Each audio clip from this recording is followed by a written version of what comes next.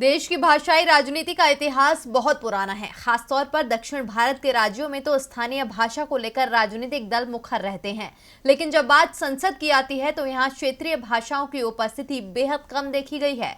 लेकिन अब इसमें सुधार आता दिख रहा है। देखिए ये रिपोर्ट।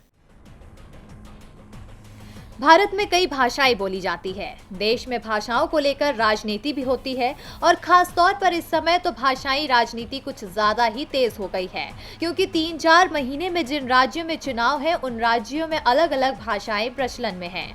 असम में असमिया, पश्चिम बंगाल में बांग्ला, तमिलनाडु और पुदुचेरी में तमिल और केरल में मलयालम बोली जाती है। यहाँ से आने वाले अधिकांश जनप्रतिनिधि संसद में अपनी भाषा को प्रमुखता से उठाते रहे हैं। खासतौर पर संसद के उच्च सदन यानी राज्यसभा में पिछले 3 सालों के दौरान क्षेत्रीय भाषाओं का इस्तेमाल 5 गुना बढ़ा है। राज्यसभा के सभापति वेंकैया नायडू ने क्षेत्रीय भाषाओं को प्रमुखता दी है और इसका असर भी दिख रहा है।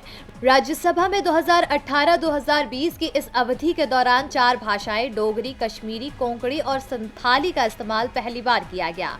असमिया, बोडो, गुजराती, मैथिली, मणिपुर और नेपाली का इस्तेमाल एक लंबे अंतराल के बाद किया गया। हालांकि संसद में सदन की कार्यवाही के दौरान सबसे ज्यादा इस्तेमाल की जाने वाली भाषा हिंदी और अंग्रेजी ही बनी हुई है। आपको बता दें, राज्यसभा में सदस्यों को 17 भाषाओं में अपनी बात रखने की सुविधा थी। इनमें असमिया, मलयालम, बंगाली, मराठी, हिंदी, पंजाबी, तमिल, तेलुगु, गुजराती, कन्नड़ और मराठी भाषाएं शामिल थी।